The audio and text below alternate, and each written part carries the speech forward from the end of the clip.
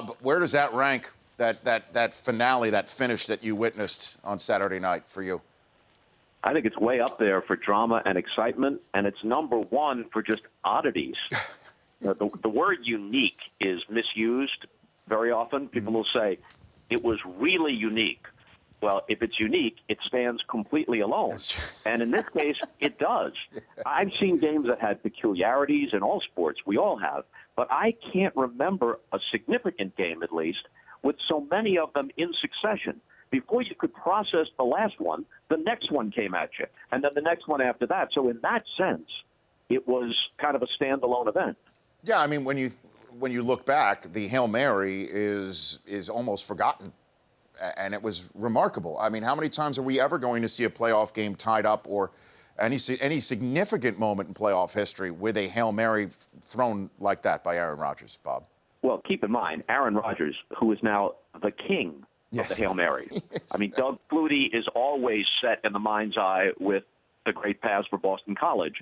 And Roger Staubach coined the phrase when he hit Drew Pearson back, I guess, 1975 or 76 in the playoff game against Minnesota. But now Aaron Rodgers has done it at least 3 times that I can recall, the game ender against the Lions, and what people forget, because so many things, as we said, happened one after another on Saturday night, there were in essence 2 Hail Marys on that last-ditch drive, because he's back at his own 5-yard line or whatever it is. It's 4th down, and he hits Janis with a pass across midfield that was, in effect, a Hail Mary to get them to that point. And then again, things that are lost in the shuffle, Aaron Rodgers has as good an awareness of what's going on as almost any player I can think of presently active in any sport. So it was mystifying. There were about 27 seconds to go, why they didn't come up to the line and just spike the ball. So they squandered a lot of time.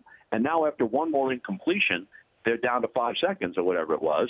And then he hurls it again into the end zone.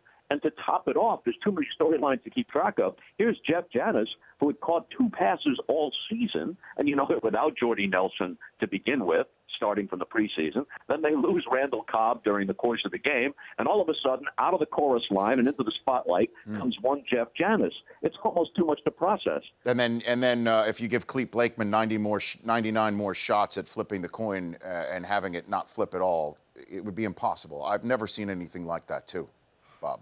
No.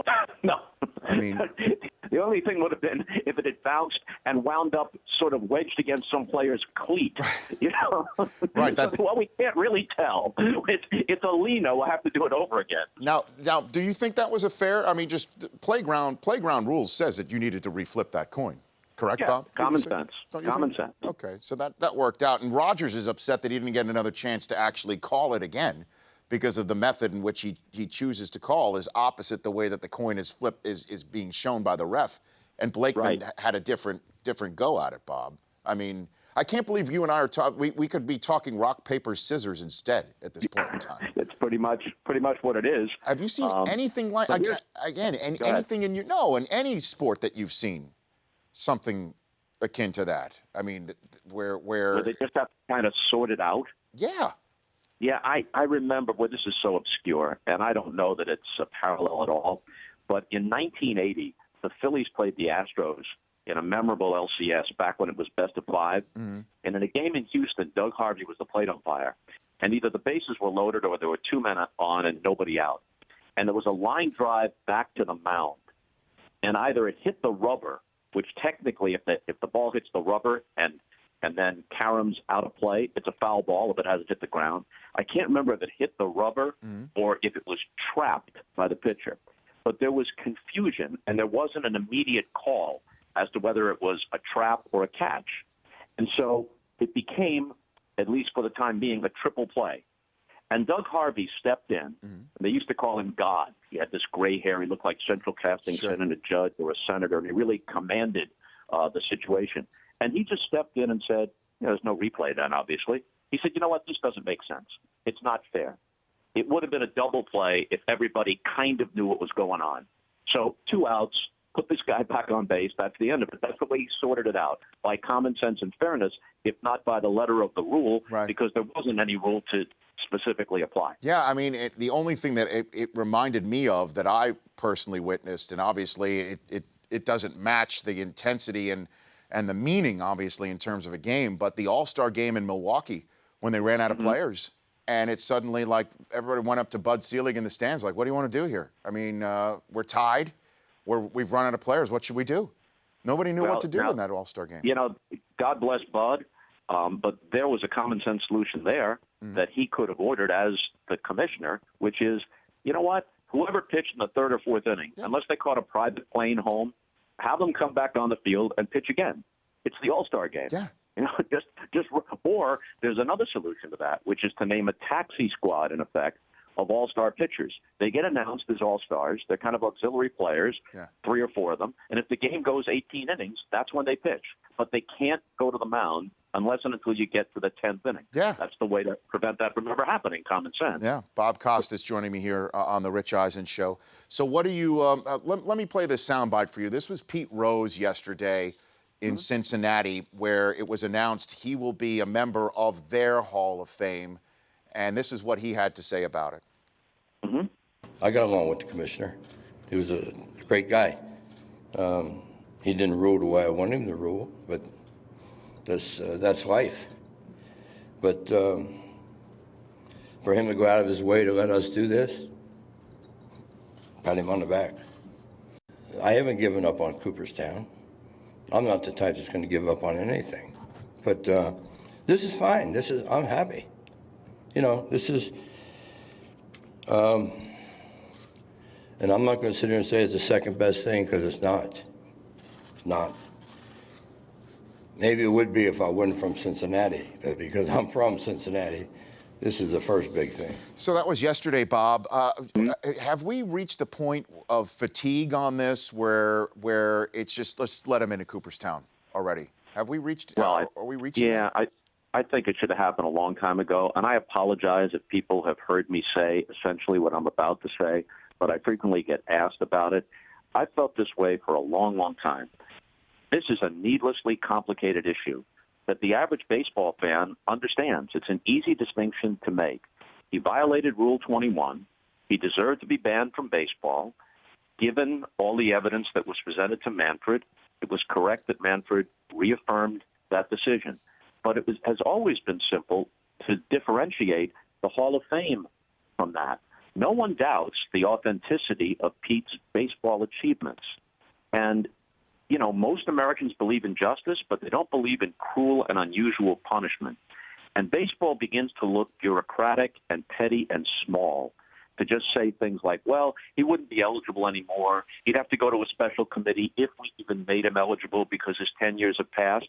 That's hogwash. He never had a minute on the ballot. Put him on the ballot and see what the voters say. Now, if I was a voter, and broadcasters aren't, but if I was a voter, I would vote for him. And I would vote for him without hesitation, but at the same time, I agree with Manfred's decision. And just as Bart Giamatti said in 1989, with the initial decision, he said the Hall of Fame is separate. Then in 1991, the board of directors made a rule that was obviously aimed at Pete Rose because Joe Jackson was already case closed. They made this rule almost on the eve of when he would have been eligible for the ballot. Now, when Manfred made his decision, reaffirming Giamatti's, he went out of his way also to say, I consider the Hall of Fame to be separate. It seemed to me like he was almost nudging the board of directors to reconsider this. And what baseball could have, if they did reconsider it, and if Pete was ever elected, they could have really, if they handled it right, and if Pete handled it right, a sweet moment of reconciliation, none of which would weaken the importance of their rule against gambling. But it would be a moment that he deserves. It would be a nice human moment that would be a catharsis for everyone involved, and the walls of Cooperstown would not crumble. And at the bottom of his plaque, after all of his achievements, it should say, banned from baseball, 1989, banned from baseball for life. And that would serve as a cautionary tale, if that tale needs to be told, for generations of kids who will visit the Hall of Fame after all of us are gone. What's the problem with that? I agree with you. We had Faye Vincent on the show the day after Manfred, as you said, affirmed Giamatti's ruling.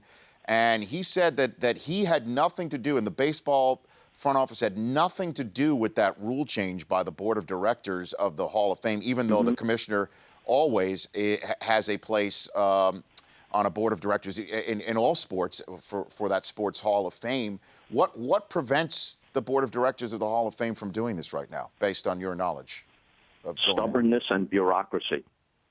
this would be not only a fair and just and logical decision, it would be an immensely popular decision. So it's a win-win. And then last question for you is, do you know who the 3 people who did not vote for Ken Griffey Jr. are? I don't, unless it's been revealed and it escaped my notice. No, it hasn't. I don't know who these indefensible individuals are. Would you like to know who they are and why, Bob? It doesn't really matter. There's something. I realize this isn't a presidential election. Yes. In fact, if you take a look at the present presidential election process, yes, the Hall of Fame is a far more sanctified situation. but nonetheless, there is something that's supposedly worth protecting about the idea of a secret ballot. So while some choose to make their ballots public, and that's their prerogative, I don't think anybody should be forced to. And probably someone has made this point before on your show. There is one semi-defensible reason for not voting for Ken Griffey. And it's not, well, Ty Cobb wasn't unanimous, and Babe Ruth and Willie Mays and Hank Aaron were unanimous, so damn it, nobody's going to be unanimous. That's silly. But there is one, which is Ken Griffey Jr. doesn't need my help. And I want to use all 10 spaces. And I want to make sure Jim Edmonds or whomever doesn't fall off the ballot. So Ken Griffey will be just fine, and I'm going to use that vote for somebody who needs it more, for Tim Raines to get over 75% or closer to it or whatever. That's a rationale that at least would be semi-defensible. Right. Everything else is just lunacy. And in my last minute and a half I have with you, Bob, I know you don't have an essay for NBC since their coverage is done, but what would you say about Brady Manning 17 if that was your assignment prior to this? I think I said it earlier in the year when Peyton didn't play and the Patriots lost in overtime to Brock Osweiler and the Broncos in Denver, that this is kind of the equivalent of Bird and Magic, different sport, different generation, kind of the defining matchup. And just as Bird was phenomenally great, in the end, the narrow nod, went to Magic. And maybe Peyton can narrow that gap on Sunday. But as of several weeks ago when I did that halftime essay, I said my admiration and respect for both of them makes me wish that I could call it a dead heat. But when you take everything into consideration, even the 5 MVPs for Peyton to the 2 for Tom, and the more significant career passing records for Peyton, when you look at the 11-5 head-to-head and the 6 trips to the Super Bowl against 3, you've got to give Tom Brady the slight edge. It's not a knockout. It went the distance, and it's close on the judges' cards, but I think it belongs to Brady. And if I gave you a choice to name a planet after a sports figure, what would it be? How about that? Well, I was listening in before you went to break, and I can't do better than Planet Mantle. Right. You're right about that. It almost sounds like it could be a planet in a distant galaxy. Yes, I agree. I do believe so. It sounds like an element. On the periodic table of elements when we were in high school, I think it was right next to boron. Boron and then mantle. Exactly. Yeah, exactly. I like it. It's an M, right? Was that be an MM? Would probably be the. Okay, now we're getting to periodic table of elements. That doesn't tread on magnesium's territory, does it? I don't think so, Bob. Because you don't mess with magnesium. I know that. Thanks for calling in. I appreciate it. You take care. All right, Rich. Take care, pal. You bet. Same to you. That's Bob Costas. The Rich Eisen Show, weekdays at noon Eastern. On Audience.